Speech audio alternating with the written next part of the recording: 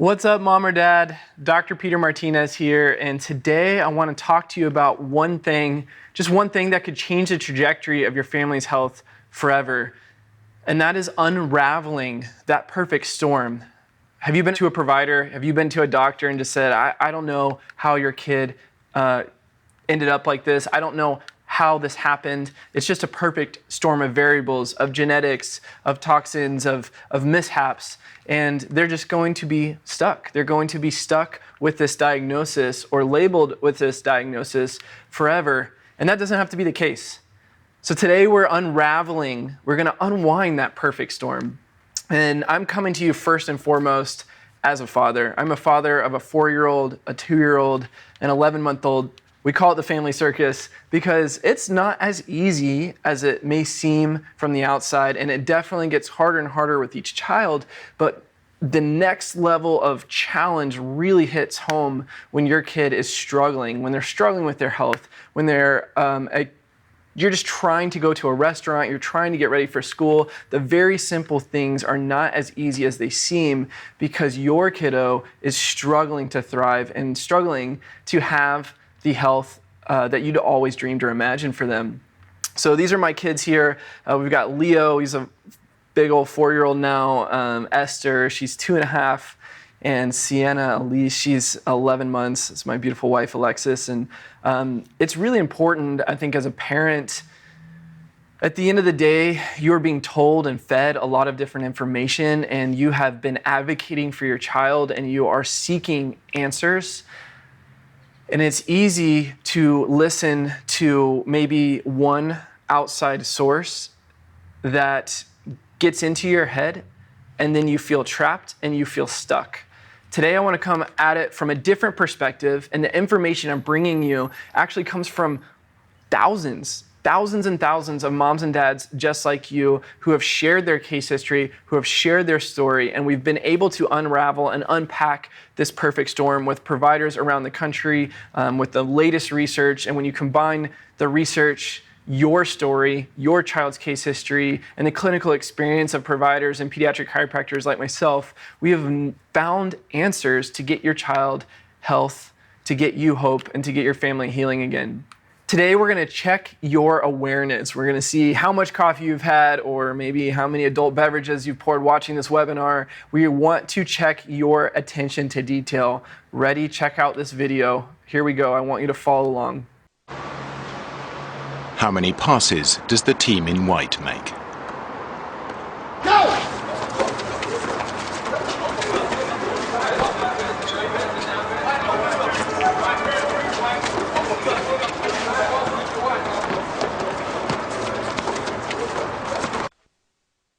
The answer is 13. But did you see the moonwalking bear? Did you see that moonwalking bear? Anybody see it? I missed it the first couple times, but when you go back, yes, there's a real moonwalking bear walking through this basketball game. That's crazy. It's been there the whole time. It's easy to miss something that you're not looking for. Right? We call this the moonwalking bear. There is a moonwalking bear in your child's case history. There's a moonwalking bear in your child's health that has been in front of you the entire time and really wasn't just visible until you started looking for it. And that's really what we've done when we've dived deep into case history after case history after case history. We've actually been able to see the trauma, the variables, and the challenges that have led to you struggling, your child struggling to achieve the health that you've always hoped and prayed for them. So what is this perfect storm? Where do these moonwalking bears come from? The reality is there is a sequence to sickness. There's a sequence to stressors. There's an order to traumas and challenges that basically were put into your child's health that led to where you are today. And it started in reality in utero. What we found is over 50% of the clinically documented cases where kids were struggling with things like ADHD, neurodevelopmental disorders, emotional behavioral disorders, SPD, autism, over 50% of those cases, the mother had significant mental and emotional stress during the prenatal period. I don't know about you, But when we had our first kid, we moved 4 times that year. We had to leave a house filled with mold. We were not where we wanted to be financially and just starting our career. There was stresses from every single angle on my wife, and she was experiencing those stresses of just everyday life. When you add also things like chemical stress, we know that it affects the baby. That's why moms, if they're smokers, the moment they find out they're pregnant, they will stop smoking. They will stop drinking. They will stop ingesting toxins that they can control. We know that toxic stress, chemical stress, physical and emotional stress does affect your child's brain and health, even in utero. So when you have a challenging, stressful pregnancy, that sets up a challenging, stressful birth.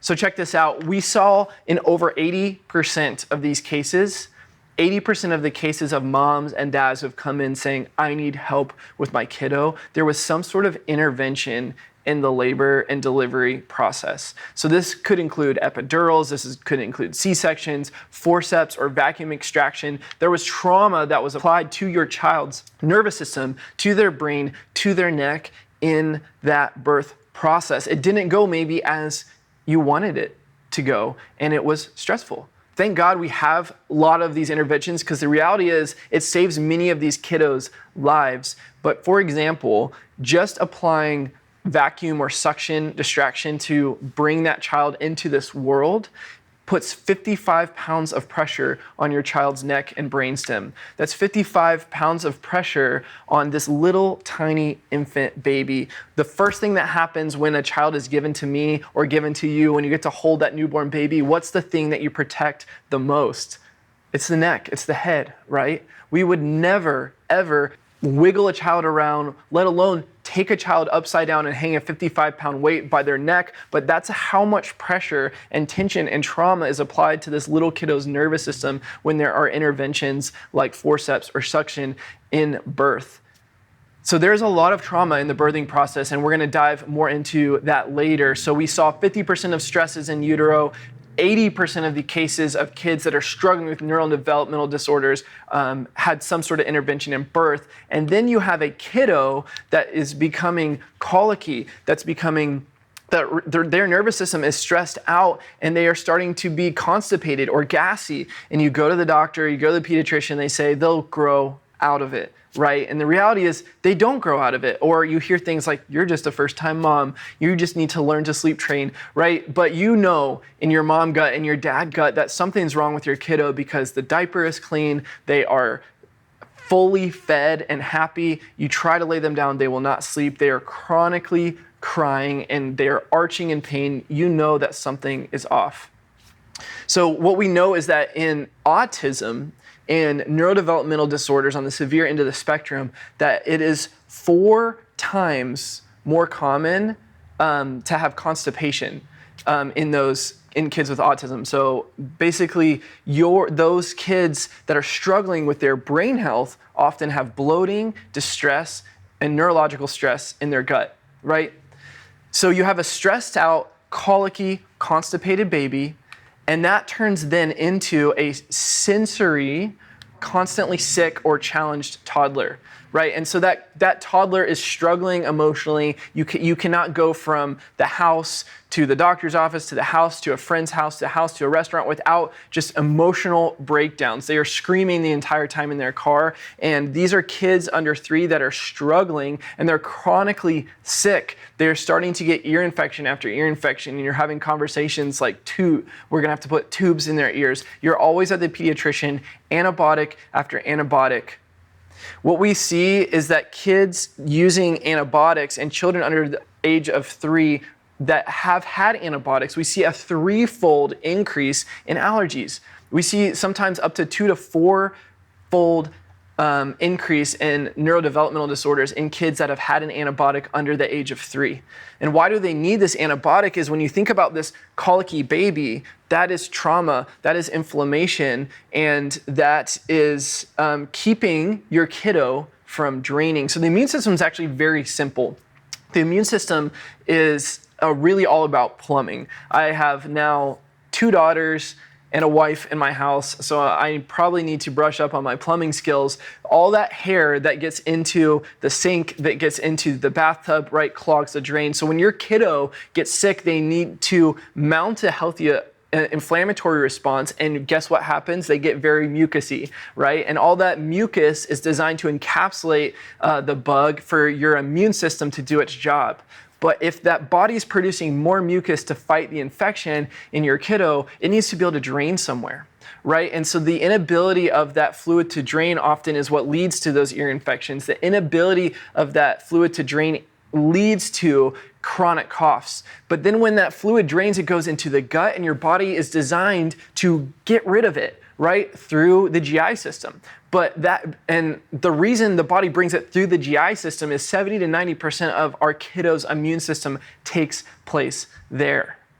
So if they can't drain through that system, they're going to get more of a buildup. And if they have had antibiotics under the age of 3, you've literally wiped out every healthy attacker, every healthy offense that they have in their gut to fight the infection. 70 to 90% of our immune system is in our gut. And if we've had an antibiotic under the age of 3, what we find is that child is sick and sick and sick, week after week, 4 weeks at a time. You feel like you're always going to the pediatrician.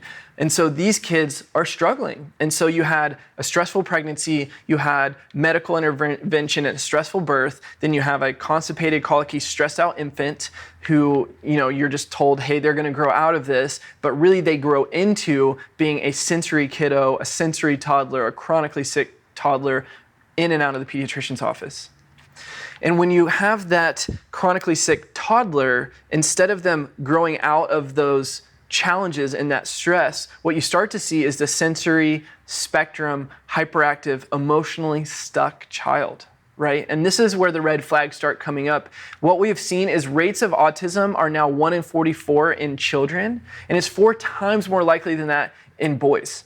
ADHD is now up 67% in the last 20 years with 3.5 million kiddos on ADHD medication, right? And there is a time and a place, and I'm not bashing antibiotics. I'm not bashing the healthcare system. It is so good to save your child's life, but the overuse of these things have led to challenges. And the worst of these medications are really those neuro meds.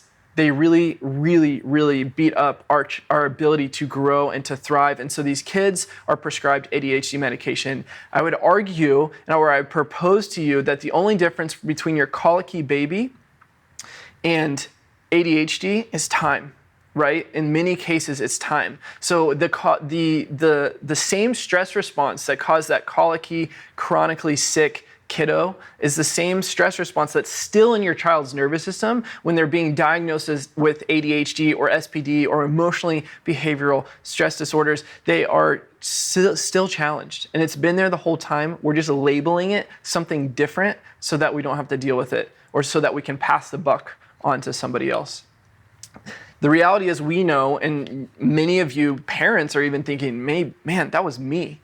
Right? That was me. I was struggling with that. I was that kiddo, because that emotionally stuck sensory child also becomes the exhausted or angry or depressed teenager, right? And we're seeing rates of anxiety skyrocketing. Pre-COVID, 1 in 3 adults had some sort of anxiety, right? Some sort of neurological stress, depression. And it is only continuing to rise, because that stressed out, depressed teenager now becomes the burnt out, stressed out, anxious ADHD adult. This is truly an epidemic. This is a storm that a lot of times we say, well, it's just our genetics. Well, it's just the way I was born. My whole family has ADHD. My whole family has anxiety. I'm just going to be the same. Harvard has done an incredible job. They have a developing brain department, cognitive department, and have put out paper after paper after paper saying that genetics, while they load the gun, this is Bruce Lipton's quote, genetics load the gun, its environment and the stresses of our environment that actually pull the trigger to dictate those genetics. So long past are the days that we blame genetics for our problems. We did think that genetics were the root cause of all problems. It is not the case. Our environment, just like ones and zeros in a computer, turns it on and off. So really, if it's genetics aren't the answer, the perfect storm really comes down to a case history. And it comes down to a case history of when did this stress occur in this child? How long has that stress been there? How much stress has accumulated over time? And where is that stress? That stress is actually being inputted into the nervous system. And we know that the function of the nervous system is to perceive the environment, to intake information and coordinate the behavior, right? Behavior of all other cells, as Dr. Bruce Lipton. So if our nervous system controls the behavior and it controls and it perceives the environment, but that nervous system has accumulated trauma after trauma after trauma that it builds and builds and builds, no wonder we are starting to see neurological disorders skyrocket. No wonder we've been looking for answer after answer with no help or no hope. Your child has no shot at healing. You have no shot at healing if the system that controls every organ, cell, and tissue in your body, that nervous system, is struggling. So when we talk about neurological health now, that's where we're diving into. There is a hierarchy. There's an order of healing, right? And there's really 3 simple steps to this. There's a sequence. It's autonomic nervous system first, motor second, and then the gut immune system and organs third. And the reality is many of us try to use the gut immune systems to solve the problem, right? We go straight after the gut, and we've heard of this gut-brain connection. We're taking the probiotics, we're doing the essential oils. I won't tell you whether we like doTERRA or Young Living, right? I know it's like gangs now. We've done the supplements, we've done the organic food, and we're still struggling. We're trying to heal the outside-in organs, potions, and lotions to get our kiddo healthy after these medications have not worked. It's pretty simple. We're going in the wrong order. We're actually going backwards. Where we need to start is with the hierarchy of healing, the autonomic nervous system first. Then we need to look at motor. And motor is an amazing place, and we have incredible PTs, we have incredible OTs, incredible providers that are working with the motor system who have told you that the key to your child regaining neurodevelopmental milestones or breaking out is motor, and they are not wrong. But where a lot of PTs that we get to work with and OTs come to us and say, hey, we're stuck with this child, is in the child that is literally stuck autonomically, they're stuck in what's called fight or flight, right? And so their autonomic nervous system is struggling. So the basic concept of the autonomic nervous system and the way to make the most sense here about what is going on and what it means to be stuck in fight or flight is this simple quote also by Dr. Bruce Lipton. You can tell that I love him, is that you can't be in growth mode and protection at the same time. So the way to think about your nervous system is a gas pedal and a brake pedal, right? So you have the gas and the brake. The gas pedal is sympathetic dominance. That is the sympathetic part of your nervous system. That is designed, you push that down when you need to run from a bear. You need to push that down when you're in a fight or need to run from a fight.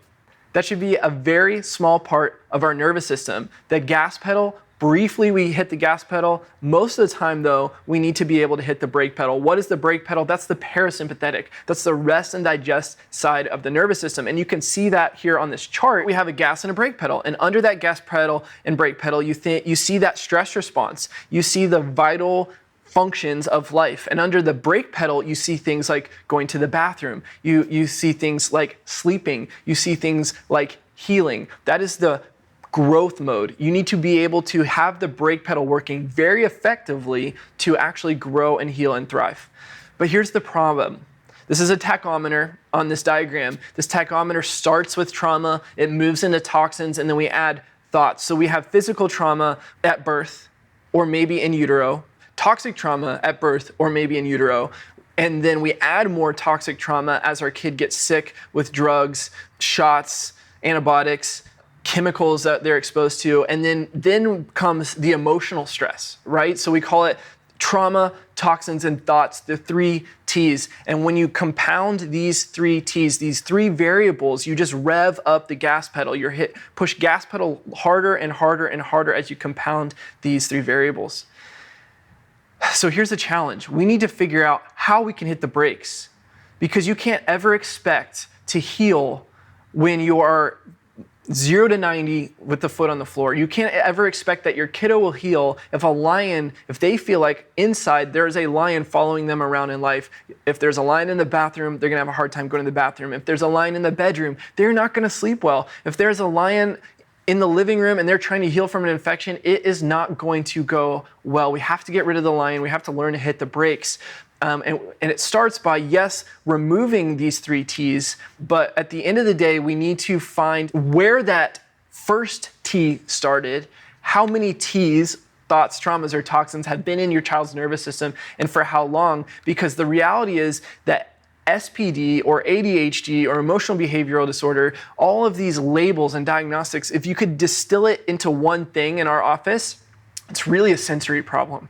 It's an input problem, because the vagus nerve is one of those nerves that is massively responsible for that parasympathetic or brake pedal. That vagus nerve gets stuck, basically shut down.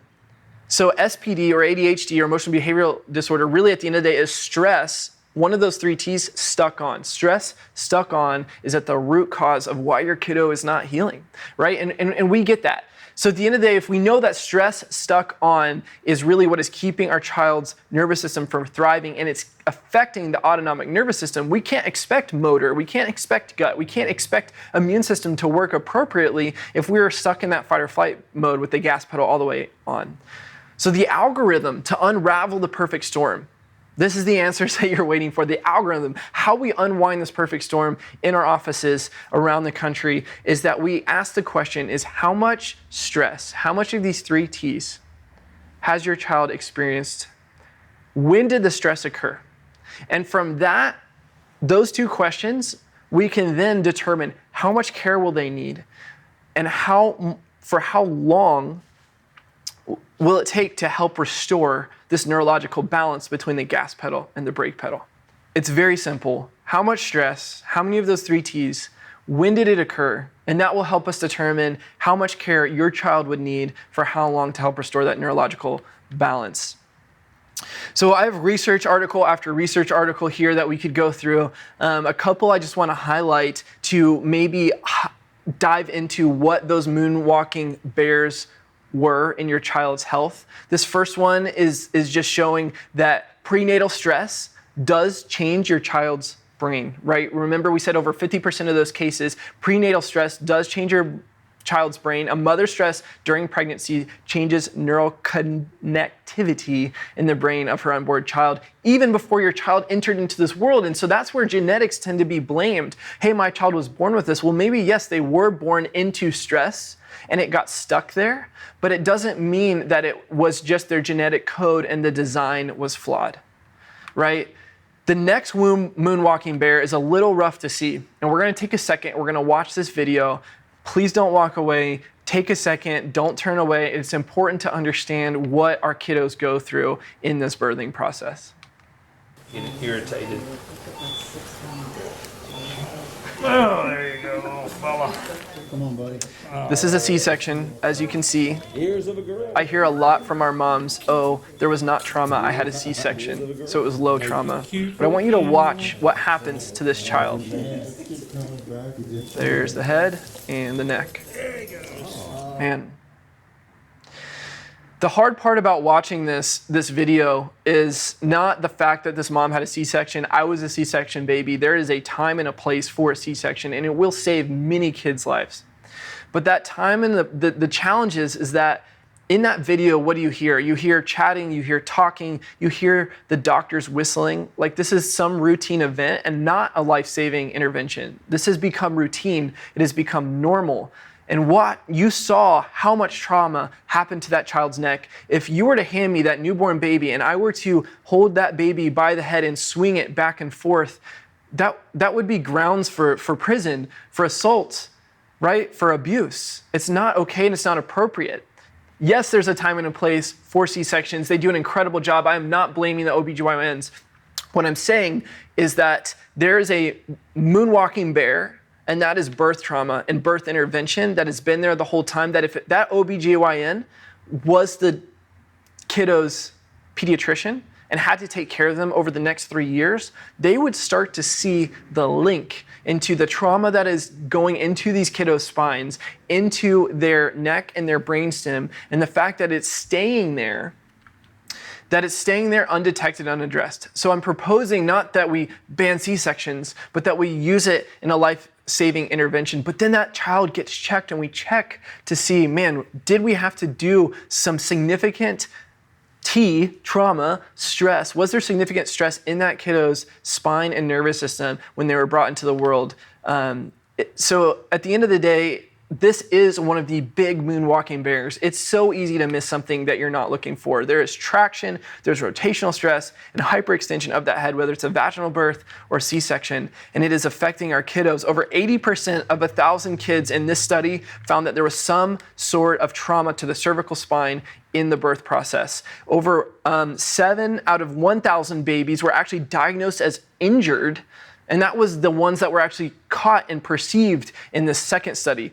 Another study showed that 99 out of 100 kids had some sort of pattern of damage and trauma to their neck and to their brainstem after the birth process. And this is the reality. The reality is that the World Health Organization, I know their credibility has been challenged lately, but the World Health Organization says that the normal rate of C-section should be between 10 and 15% worldwide.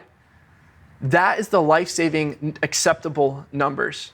And while those can be debated in some circles, that is the standard that's set. On the right here that you see the cesarean rate across the United States is significantly higher. In fact, we have almost no state in this United States that is below 22%. Here in Texas, where I'm bringing this video from, we're over 22%, right? And so that means that this has become cavalier, this has become common, this has become routine. It is not routine, and this is a significant source of trauma. So how do we know that your child's nervous system, how do we know that your child does have trauma to their nervous system other than someone has told you they have SPD, sensory processing disorder, or someone has diagnosed them with emotional behavioral disorder, or you know that they are struggling with ADHD? Other than the label or other than the diagnosis, what are the signs and symptoms that we can look for to detect the pattern of stress in your child's nervous system? This is simple. There really comes down to 5 Ds, and there's a sequence of these 5 Ds to look for. The first is called dyskinesia. This is an abnormal alignment and movement of your child's body, right? This is in an infant, this is struggling to rotate, to latch. Maybe the child prefers one side or the other and only will latch on one side. Maybe the child can't even open their mouth to latch completely. Maybe the child's milestones are delayed, and you've heard things like, oh, we'll just wait and watch. And they're struggling to pick up their head, they're struggling to crawl, they're struggling to walk. You look at the child, the shoulders are tilted, the head is tilted, they struggle to rotate. They don't bring one arm forward or one foot forward, they push their belly forward, the posture is off in that toddler. Movement matters most. So when you look at this next slide, movement, altered movement, the neuromotor system, when this is altered, everything else is altered. Everything. The problem is many of us know that, but we're stuck at level 6 or 7 here. We're stuck at behavioral, we're stuck at emotional, we're stuck at social or speech. We don't know how we got there. In order to see your child healed, or in order to see your child thrive, right, to whatever their potential is, we need to look at the altered function at the motor level first and see how that has impacted the autonomic nervous system, or to see how the autonomic nervous system trauma is altering the motor, right? So motor, then gut, then immune, speech, social, behavioral, emotional. And this is because the reality is our brains are built bottom up, back, forward. That means brainstem, right? Then the midbrain, which is more emotional, then the frontal cortex, which is social, inhibition, focus, etc. And so when we evaluate a kid in one of our clinics, we're looking at normal alignment and normal movement. We're looking at dyskinesia, and we measure that and evaluate that. The second thing we look at is disaffrontation. Is there abnormal sensory input, right? The reality is we hate labels in our office. The last thing we want to do is put another diagnostic label that becomes your child's identity. But if you were to pick one word that classifies the majority of our kiddos that are struggling with their health, it's a sensory input disorder. Because of that vagus nerve, the vagus nerve is 85% sensory. And oftentimes when there's trauma at the brainstem, right, in the area that the brain is first trying to develop, it impacts the vagus nerve, which lives right here. It impacts the sensory input to the brain. And when the brain is struggling to perceive the environment, it can't learn. It can't grow. And then it definitely can't put an appropriate output like speech or motor if the input is being scrambled. So that's called disafferentation. The next D, the third D, is dysautonomia. So when you have abnormal alignment and movement, maybe due to physical trauma, and then you have abnormal sensory incoming data, the nervous system is struggling to bring that into the brain, then you start to get that gas or brake pedal imbalance. It's called dysautonomia, or an imbalance of the autonomic nervous system. And we start revving down that gas pedal, the child goes into fight or flight, and then we start to see the organs, the immune, the gut, the hormone systems, the endocrine systems start to shut down or basically drive away out of control. So that then leads to dysfunction of those symptoms, right? And that's that fourth D, is those organ systems start to be dysfunctional. And so we may see that in constipation. We may see that in recurrent allergies. We may see that in chronic sickness. We may see that in autoimmune conditions. We have abnormal movement or dyskinesia, abnormal sensory input, which is disafferentation, abnormal balance of the nervous system that has to work to control everything, and then dysfunction of the systems that we typically see as being most symptomatic, right? That you typically are in and out of the pediatrician for. And frankly, that's exhausting for our kiddos. And so when we see the depression, we see the anxiety, we see the fatigue, we see the shutdown, drive or wanting to learn or ability to learn, that's called dyskinesis, and that's an abnormal energy expenditure or output. So when we see dyskinesia, disafferentation, dysautonomia, dysfunction, and dyskinesis in one of those kiddos, we say, man, this kiddo has been experiencing these three T's. They are literally experiencing stress in their nervous system, and it's stuck on. And what we know is that this dysfunction, it's called somatic dysfunction. In our office and among the pediatric chiropractic circle and clinically, the term that you commonly hear is subluxation. And at the end of the day, subluxation just means disconnection, right? They are disconnected from the outside in. Their input is disconnected from receiving, the brain is disconnected from receiving normal input.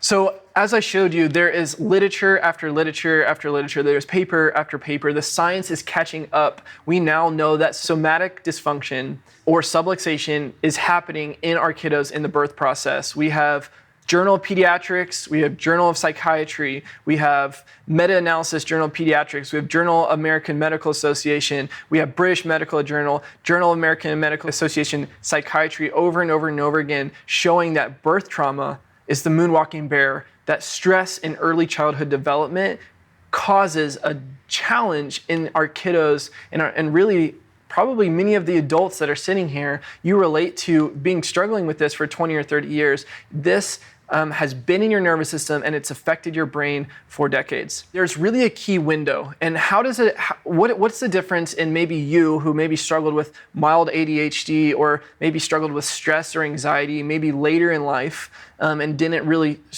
struggle with sensory processing disorder. Maybe you weren't diagnosed with emotional behavioral disorder. Maybe, what's the difference in the spectrum with autism?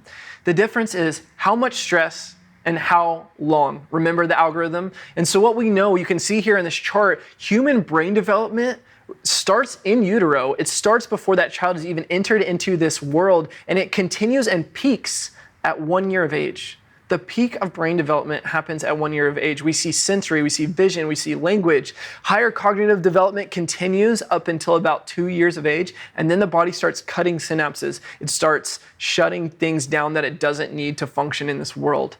So you can see here, when you look at these neurons, they should be bright, beautiful, spread out like stars or branches in trees. And when you have trauma to the brainstem, when you have trauma to the brain in early childhood development, these neurons can't develop. This is what a toxic neuron looks like. And so we actually see that the brain architecture changes from early trauma.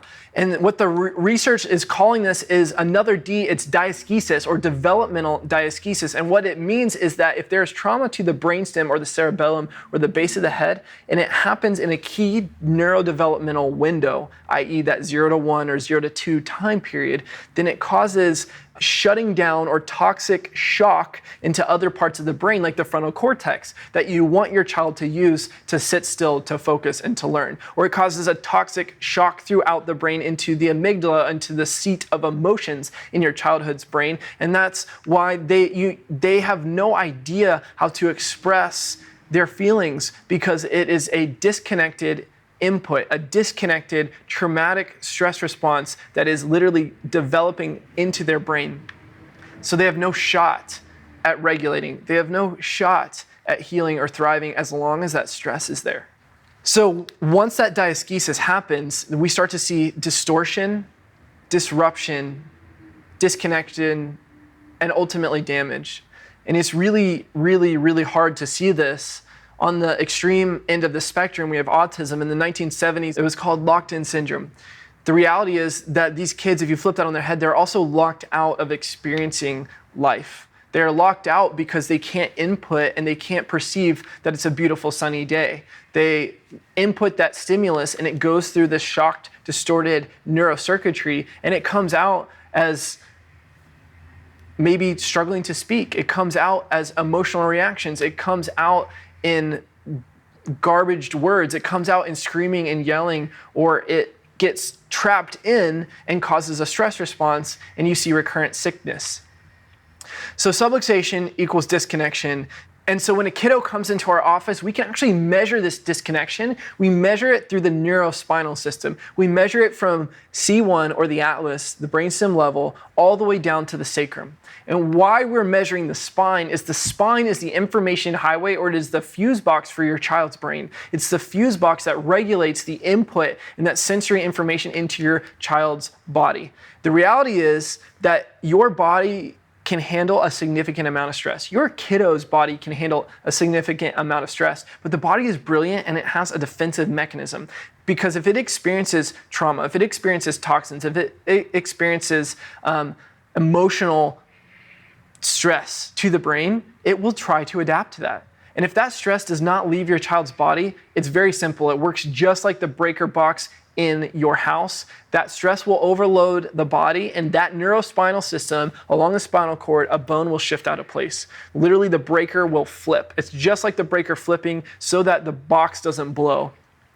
And the reality is when that breaker flips in your house, it shuts down what? It shuts down the power from your brain to communicate to the rest of the body. It shuts down the power from that breaker box to the refrigerator or to the toaster oven, right? And so when that kid is living with those breakers flipped, that means that kiddo is living with sensory or input distorted, and it stresses the brain. And so we're able to evaluate this with SEMG scans, with heart rate variability, with thermography, and we're able to actually show it and see it, as you can see here. These are samples of scans of kiddos that have literally stress stuck on.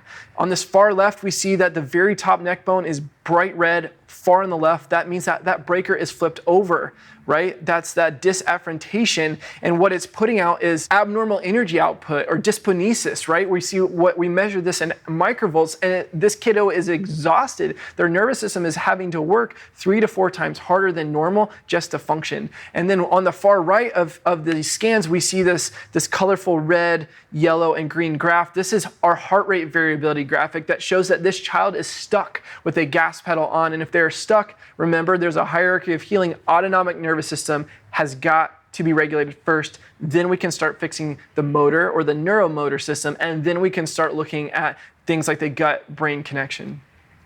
So I want you to take a second and check out this story. This is Phoenix. We call him P.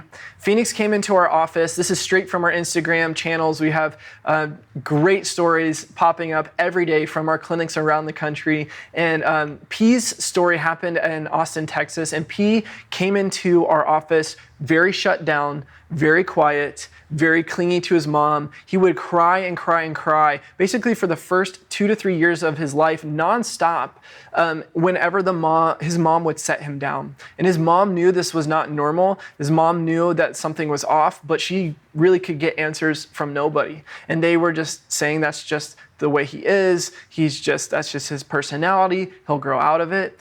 And so check this out. This is P after P had his breakthrough. After P's nervous system, or Phoenix's nervous system, cleared, he goes to his mom one day after a couple months of care, and he wakes up in the morning and says, "Mom, I am brave now." And since that day, he runs around the office, he plays, he smiles, he high fives, he loves to hug his mom, he loves to cuddle, but he doesn't need to. He's not shut down, he's not in fight or flight. This is what a child looks like when that gas pedal gets let off and the brake pedal gets to be hit. They start to regulate and they start to act like normal children. And his mom said, "Hey, I just thought this was his personality. I thought he would always have this. I had no idea why he was sick and clingy and struggling. And I've honestly prayed and I've been looking for answers, but there was no label, there was no diagnosis, there was no answer to what was going on with my kid. But I know for sure, now looking at those scans, now looking at P, that he was stuck. He was stuck with the stress response."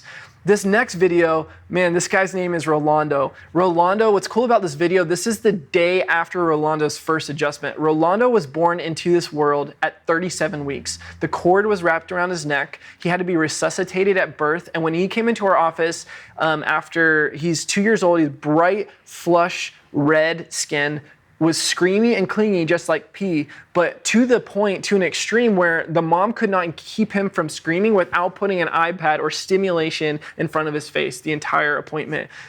Clinging to mom, iPad, massive stimulation, right? Which is basically artificial dopamine due to the lack of movement in that neuromotor system. And so what we did is we got Rolando scanned.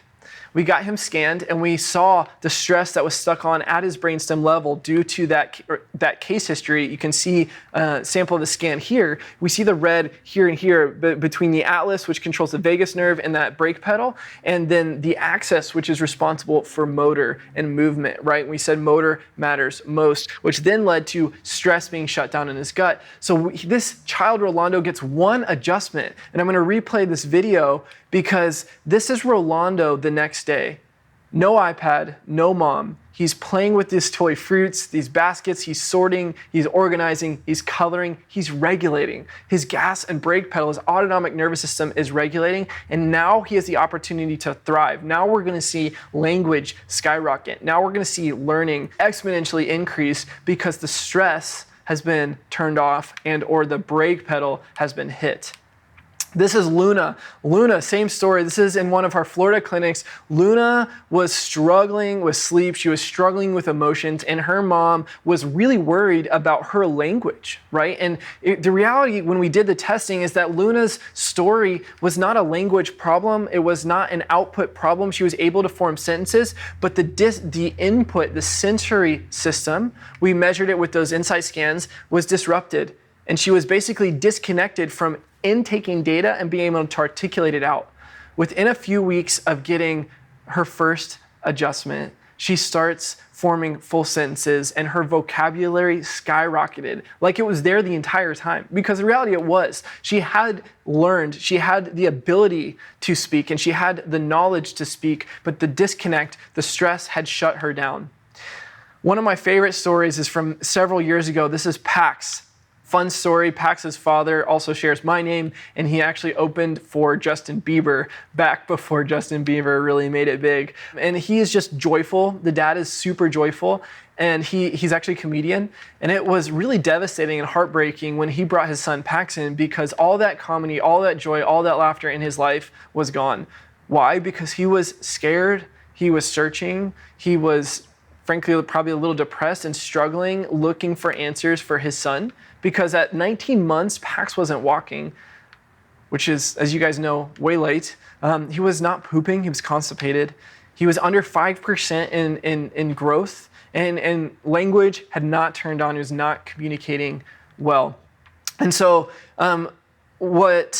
Pax comes into this office. Within a few days, 3 days or so of getting his first adjustment, he starts pooping, right? Why does he start pooping? Because all of a sudden the brake pedal gets hit, because we basically opened up the input communication of the vagus nerve, which is your gut-brain connection, and it starts stimulating and communicating between the brain and the gut. He starts pooping. Within about 3 weeks of pooping, this kiddo starts walking. He starts walking, he starts engaging his core, he starts thriving, and he starts growing, he starts eating, and now he's kindergarten. He's in kindergarten, about 5 or 6 years old now, and he has caught up in all his milestones. He's caught up in growth. He's caught up. There's no kind of cognitive delay or cognitive challenges for him. He's a thriving kiddo because we were able to bring and reconnect that sensory input. We were able to hit the brake pedal for him. And thank God that Peter found our office because the reality is there are many dads like Peter. There are many moms like you looking for answers. They have a stuck kiddo. They've said, hey, your child's just gonna fail to thrive. That's what Pax was labeled with, failure to thrive. We don't know why. We don't know why. We can pray he goes out of it. So some of you guys are sitting here and you're actually the parent of a grade school kid. You're like, my kid's not a toddler anymore. I don't have an infant. Please do not feel that mom or dad guilt if you are saying this story matches with mine, but my kid is really, they're 6 years old, they're 10 years old, they're in grade school. And we were struggling for that with years, and somehow we made it, but we just cannot break out of the emotional dysregulation. It is not too late, right? Here's a story of a kiddo who had emotional outbursts, sensory processing challenges, was struggling getting out of class, was constantly suspended from school. This is an elementary school kid. And then after, you can see his scans here, we start to see better emotional regulation. He starts actually learning from these classes and coming home excited to tell his parents what was going on. He starts rocking it in school and really loving to go to school every single day. And so that dysregulation that he experienced was really the same dysregulation that he experienced as a colicky kid, a constipated kid, dysregulated and chronically sick kiddo. It just looked differently and was called something different as that stress matured and developed in his body. Then you might be a parent and say, well, I don't have a toddler and my kids are actually teenagers now, but honestly, what you've said resonates with me. My kid was like this all growing up and now they're a teenager. And honestly, I've been talking to the doctor about getting a medication for depression. I've been talking to the doctor about getting medication for chronic migraines. This is Joel. He came into our office as a 14-year-old basketball player with literally 5 years of chronic migraines, right? So that means that before he was even a teenager, as a 9-year-old, this child was struggling with migraines. Of course, what went along with that? Yes, you guessed it, constipation, anxiety, lack of sleep, all the signs of stress, and that gas pedal being revved all the way down with no brake pedal possible. Within one adjustment, and it does not always work this way, but those migraines stopped immediately. And within several months of care, this kid started to get life back. He started to get zeal back. He started to get joy back. Now he is thriving. He's playing varsity basketball. He is thriving in school. He's driving now, which is crazy. But he's a different kiddo. No depression, no anxiety, no migraine headaches, no digestive issues. Not because we treat any of those things individually, but because his nervous system, for the first time in 14 years, had the opportunity to regulate and to thrive the way it was designed. So a lot of moms just wrapping up here saying, okay, how do you get a sensory kiddo? How do you get a child with autism? How do you get a child with ADHD to sit still to do this testing, to do this neurological testing? It is super simple. It is fun. It is loving. Our team is incredible at this. You can see Rachel here walking through our scans with one of our toddlers. A lot of times the moms will hold them and cuddle them while we scan them. A lot of times we will read one of our favorite books to these kiddos and just love on them and nurture them as they get scanned. We are prepared and we are well equipped. This is Also, a sample of how gentle a chiropractic adjustment can be. There is no cracking or popping in pediatric chiropractic care. We are gently stimulating and gently putting sustained pressure in these kiddos' nervous systems so that their body can begin to regulate again. This is a newborn baby. This baby, if you look at this little dude, he is just a few weeks old and he did not even wake up until the very end of this adjustment.